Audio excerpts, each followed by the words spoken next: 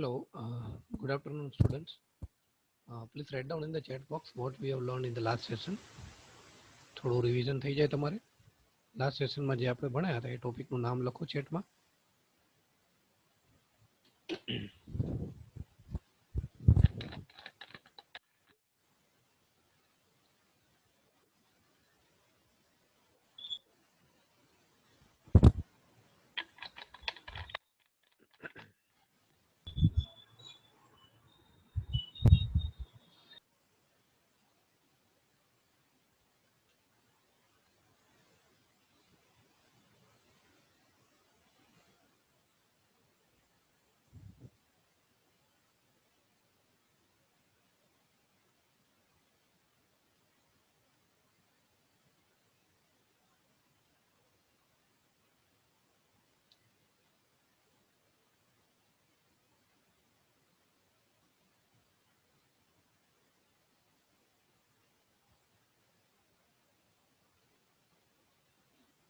બધા લોકો લખો એટલે મને ખ્યાલ પડે સ્ટાર્ટિંગમાં કેટલા લોકો પ્રેઝન્ટ રહે છે, કેટલા લોકો એબસન્ટ રહે છે.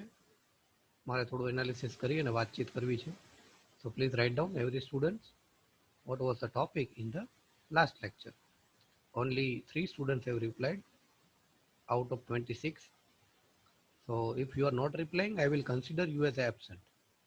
That means you are not joining the classroom as per the time. Those who are late, I want to give some late assignment. That's why I am doing this activity.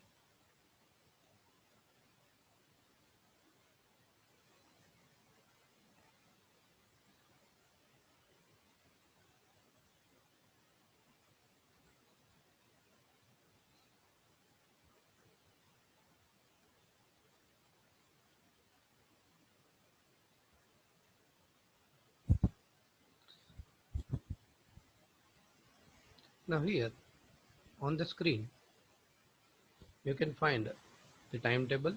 I think sir has already discussed with me, but let me show you. આપણી mid semester જે central લેવલે લેવાય છે એ તમારી આ રીતે હતી. પહેલાં મેથ્સ હતી, ધેન એડીસી, ધેન ઓએસ, બરાબર, એ પતી ગઈ હશે.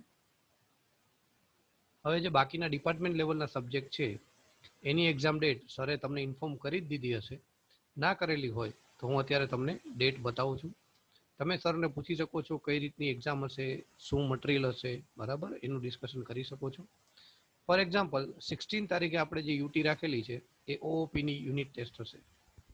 ઓઓપી સબ્જેક્ટ અમારે જે આવે છે એના વિશેની ટેસ્ટ હશે. આઈ થિંક સરે ઓલરેડી ઇન્ફોર્મ કરી દીધું હશે. સરે વાત કરી દીધી છે. Can anyone give me the answer? Yes, sir. Fine. Yes. એના પછી 19 તારીખે જે એક્ઝામ Yes, sir. એ એડીસીડી ની છે. એના પછી 23rd ના જે એક્ઝામ છે એ ડીબીએમએસ ની છે. You can ask to the faculty about the material and everything. So now let me focus on my portion. હું શું કરવાનું છું એક્ઝામમાં, હું શું પૂછવાનું છું એના વિશે તમને થોડું ગાઈડ કરું છું. So now my other subject is ADCD. જે તમે કેનવાસની અંદર જઈ શકો છો. કેનવાસ છે આ તમારું. કેનવાસની અંદર પેજની અંદર જશો તો તમને આ રીતના પેજ જોવા. સર વોઇસ થોડોક લો આવે છે. હેલો, બધાને લો આવે છે? Can anybody? Yes, sir. Yes, sir.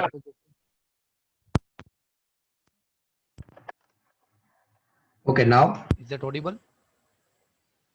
Hello. Yes, sir. Okay, fine.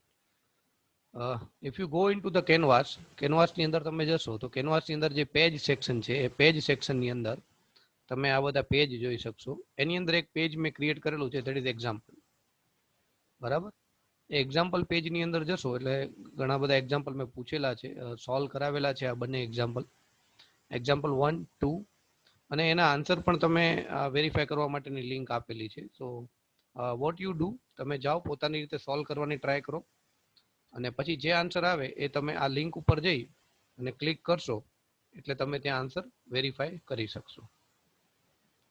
પછી પણ તમને કંઈ આની અંદર ના સમજાય તો you can ask to me. So this is the example 3, 4, 5 and 6, બરાબર. 6નું એક્ઝામ્પલ અત્યારે તમને સમજાવવાનું છું, સો ડોન્ટ બોધર. બાકીના જે 5 એક્ઝામ્પલ છે એ તમે અહીંયા સોલ્વ કરી અને લખવાનું છે. બરાબર? ઓકે, આ મટીરિયલ છે. તો આ ટાઈપના કોઈ પણ હું 2 એક્ઝામ્પલ પૂછીશ આ ટાઈપના. એટલે આની અંદર પછી વેલ્યુ ચેન્જ થઈ જાય એવું ના હોય કે સર આ જ વેલ્યુ પૂછે 1k હોય ને 10k હોય. નો, I will change that value. Here I can put the 100k, here I can put the 10k. તો એ તમને કેલ્ક્યુલેશન આવડવું જોઈએ. તમારી પાસે ઇનફ ટાઈમ છે, તમે સોલ્વ કરો. કંઈ પણ પ્રોબ્લેમ હોય, I am here, you can ask me. બરાબર? અલગ સેશન રાખવો હશે તો પણ આપણે એરેન્જ કરી આપશું. અધરવાઇઝ મેં સોલ્યુશન આપેલું જ છે. You just click on the link, you will find the solution. તમને ત્યાં સોલ્યુશન મળી રહેશે. And everything is written clearly, you can get it. There is no big issue, I think. So આ 5 example અને છઠ્ઠું એક્ઝામ્પલ છે એ ની અંદરથી ક્વેશ્ચન્સ હોઈ શકે છે. Okay, done. એટલે I will ask 2 example out of this 6 questions. બરાબર? the thing can be changed. અમુક વસ્તુ જે છે ડેટા કેન બી ચેન્જ. અને એના 5 માર્કની આજુબાજુ હશે. 2 એક્ઝામ્પલના 5 માર્ક, 1 એક્ઝામ્પલના 2.5 માર્ક થશે. બધા clearly you can note down. તમારે લખવું હોય તો લખી શકો છો. one example will be there, અને if I am going to update this example, કદાચ હું 7મું એક્ઝામ્પલ એડ કરું તો એ હું તમને ઇન્ફોર્મ કરીશ. Don't worry. બટ તમે અહીંયાથી સ્ટાર્ટ કરી શકો છો any time. Per day 1 example clear કરો તો બી 5 દિવસમાં બધા એક્ઝામ્પલ તમે સોલ્વ કરી શકો છો. અને બધા એક્ઝામ્પલ એક સાથે કરો તો અડધો કલાકમાં બધા થઈ જાય એમ છે. બહુ મોટા મોટા હેવી એક્ઝામ્પલ નથી. You can see that directly equation use કરો એટલે આન્સર મળે છે. But what is the main issue? તમારે સર્કિટ ઓળખતા આવડવી જોઈએ. સર્કિટ નોન ઇન્વર્ટિંગ છે કે ઇન્વર્ટિંગ છે. બરાબર? એ આપણે વાત કરેલી હતી. કદાચ જે લોકો ઓળખી શકતા હશે એને ખ્યાલ પડશે. ધ સેમ થિંગ બીજી સર્કિટ ઓળખવી પડે. સર્કિટ ઓળખ્યા પછી you need to identify or remember, sorry, not identify, you need to remember the equation. For the non-inverting op-amp, it is a basically closed loop op-amp, RF અને R1. થોડું revision કરવું પડશે. બરાબર? તો RF અને R1 છે એનું equation જો કોઈને યાદ આવે તો that is 1 plus RF upon R1. તો એ RF અને R1 ની વેલ્યુ તમે એન્ટર કરો એટલે તમને એનો ગેઇન મળે. Okay, so this is so simple. The same thing આ સર્કિટમાં તમે જુઓ તો આ સર્કિટ પહેલા જોવું પડે ઇન્વર્ટિંગ છે કે non inverting. So if you check your input is given to the negative terminal એટલે ઇન્વર્ટિંગ થશે. ઇન્વર્ટિંગનું જો કોઈને ઇક્વેશન યાદ આવે તો that is minus RF upon R1.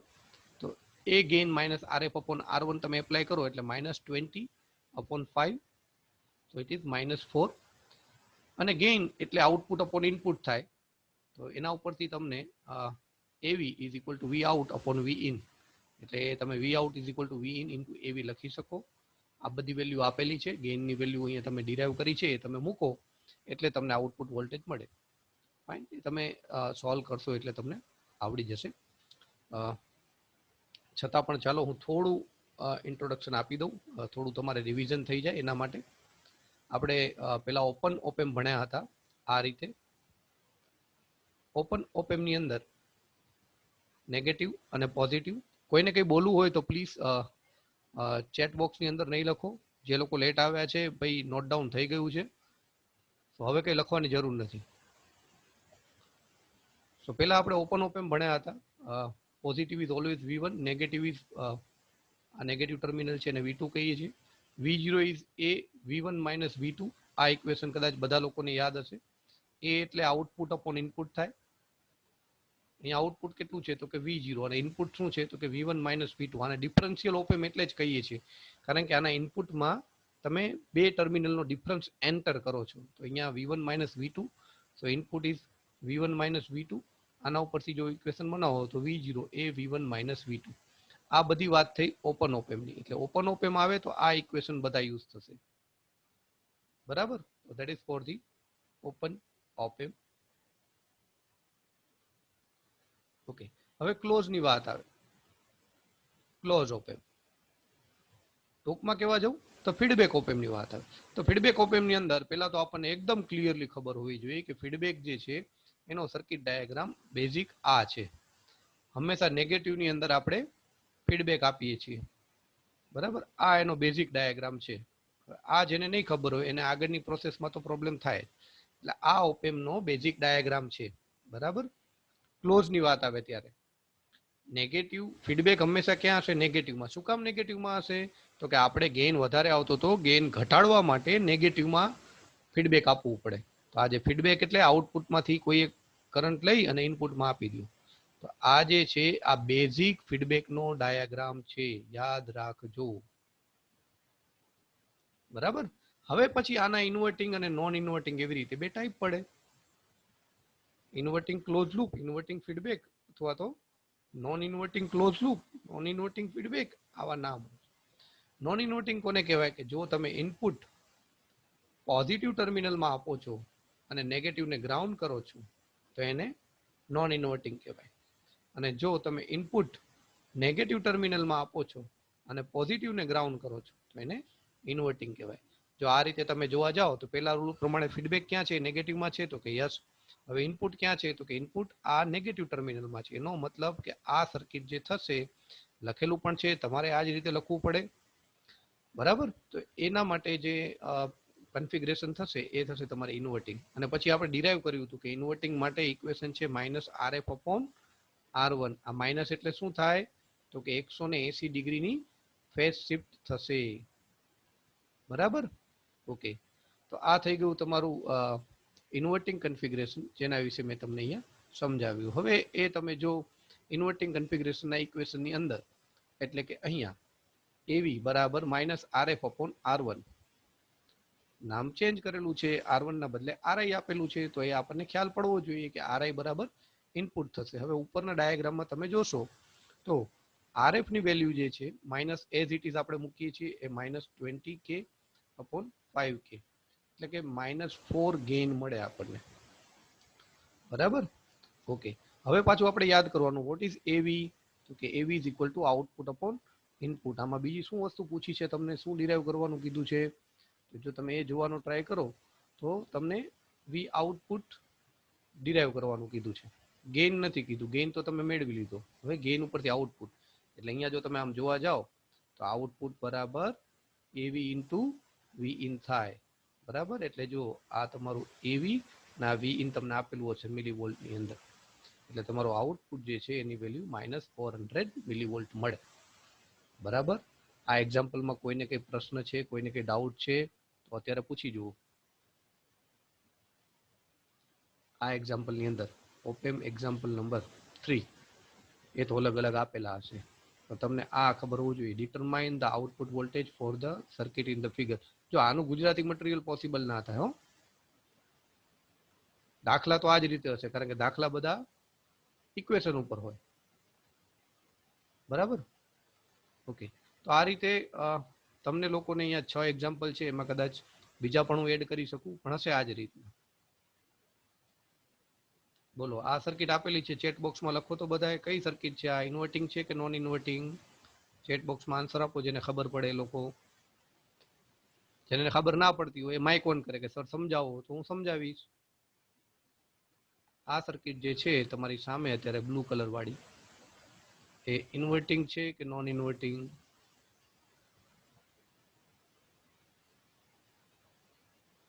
આટલી બધી વાર લાગે એનો મતલબ કે ખબર નથી પડતી.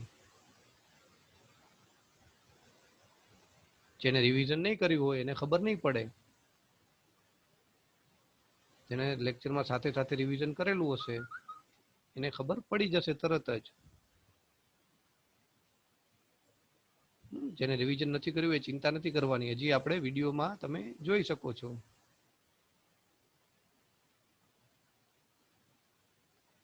હા ચલો, ઘણા લોકો હવે સાચો આન્સર આપે છે. ખબર નહીં આટલી બધી કેમ વાર લાગી. કદાચ એવું હોઈ શકે કે હું બહુ વધારે પ્રિડિક્ટ કરું છું, કઈ વાંધો નહીં. આજ અહીંયા જુઓ તમારું ઇનપુટ ક્યાં આપેલું છે, આ જુઓ. અથવા એમ જોઈ લ્યો કે ભાઈ કયો ટર્મિનલ ગ્રાઉન્ડમાં છે, તો જુઓ આ પોઝિટિવ ટર્મિનલ જે છે એ ગ્રાઉન્ડ સાથે કનેક્ટેડ છે. આ ઇનપુટ જે છે એમાં વી ઇન આપેલું છે. બરાબર. વી ઇન હંમેશા આ રીતે અપાય, વી ઇન નો બીજો છેડો ગ્રાઉન્ડમાં હોય એટલે આ રીતે એને લખેલું છે. તો આ રીતે હોય તો તમે સમજી શકો વી ઇન ક્યાં છે, તો કે નેગેટિવમાં. અને અહીંયા તો કોઈ વાંચ્યું હોય આખું, બરાબર, તો અહીંયા લખેલું પણ હતું કે આ ઇન્વર્ટિંગ ઓપ એમ્પ છે, એટલે કયું ઇક્વેશન લાગુ પડે? -RF/R1, એટલે 100k/10k. બરાબર, તો આનો ગેઇન થશે 10. હા, આટલું ઈઝી પડે, પણ તમને સર્કિટ ઓળખતા આવડવું જોઈએ. તો પેલા મેં તમને મારા પોર્શનની વાત કરી દીધી. મારો પોર્શન જે છે આની અંદર, એટલે કે એનાલોગનો પોર્શન છે, બરાબર, એ ટોટલ 15 માર્કનો હશે. મેહુલ સરનો પોર્શન જે છે